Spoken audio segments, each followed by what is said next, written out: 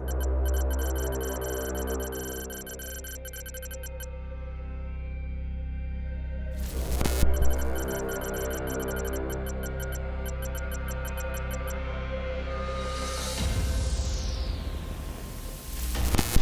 Minnesota, more people die in drug overdoses and car accidents. More than 100 Minnesotans died from heroin overdoses last year. It's a growing crisis that the justice system thinks can't be stopped by targeting drug abusers alone. More than 9 out of 10 adults who struggle with addiction did not receive any treatment in the past year.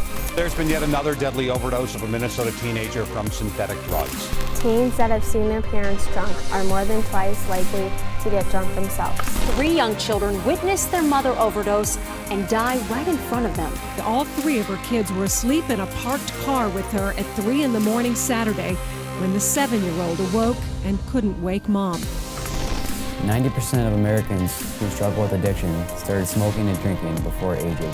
A new report by the Centers for Disease Control found that Minnesota has one of the highest levels of alcohol poisoning deaths in the country.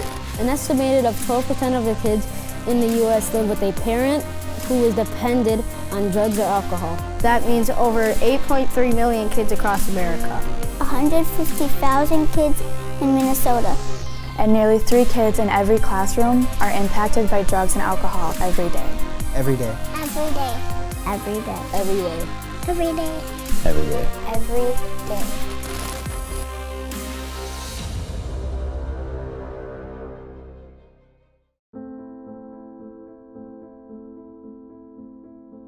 For a kid, addiction feels it's abandonment, it's rejection, it's you are just at a disadvantage.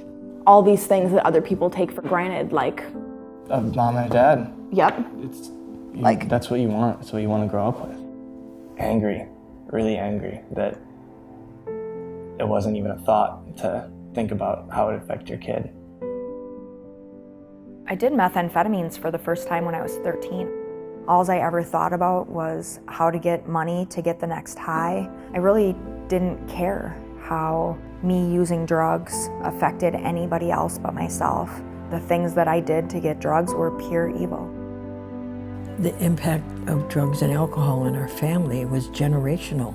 I saw Gina making the same mistakes that I made, and it scared me.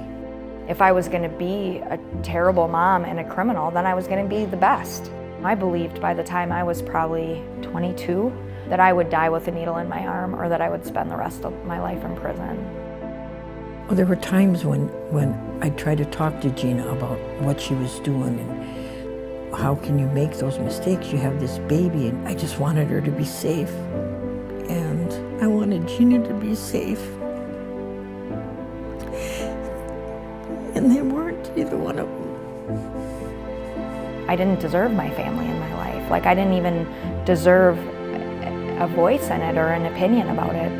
I hadn't been a mom to them. I think back on that stuff, and I feel like even at the time, it was like a book I read or a movie I saw or someone else's life. Like, I was so detached from it.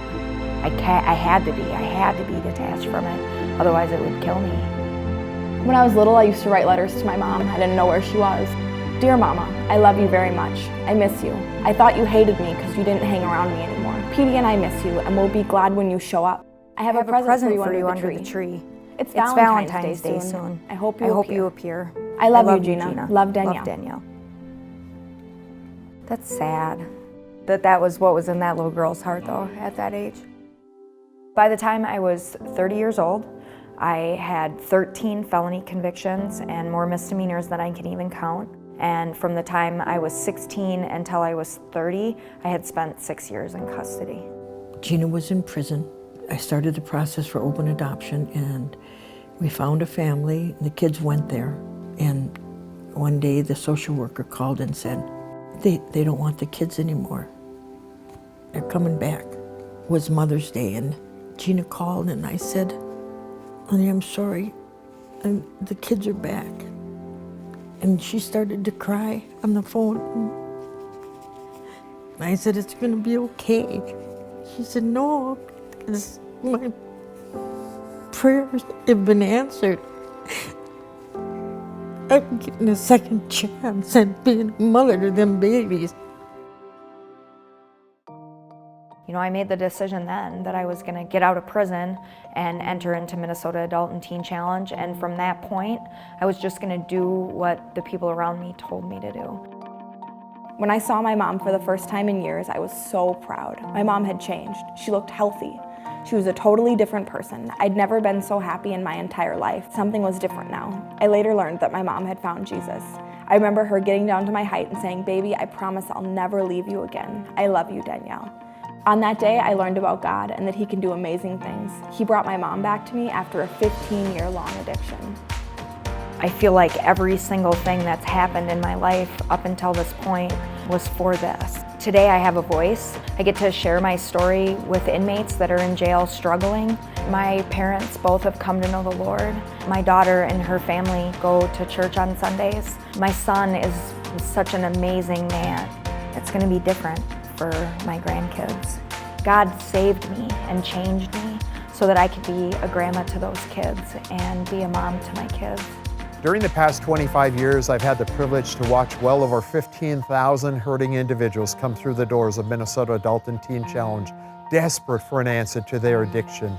Addiction that's left behind broken lives and broken homes and broken families.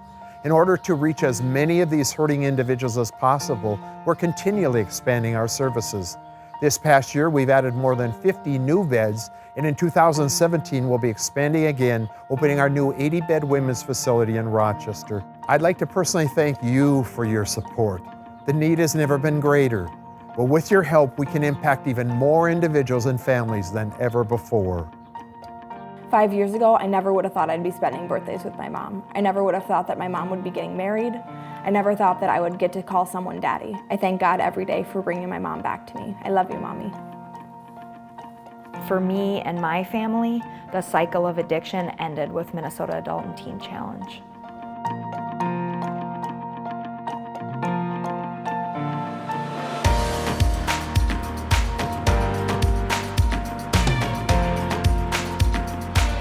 Addiction ends with me. Addiction ends with my mom. Addiction ends with my son. Addiction ends with me.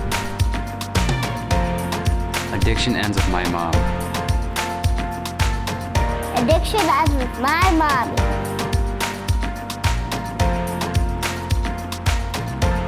Addiction ends with my husband.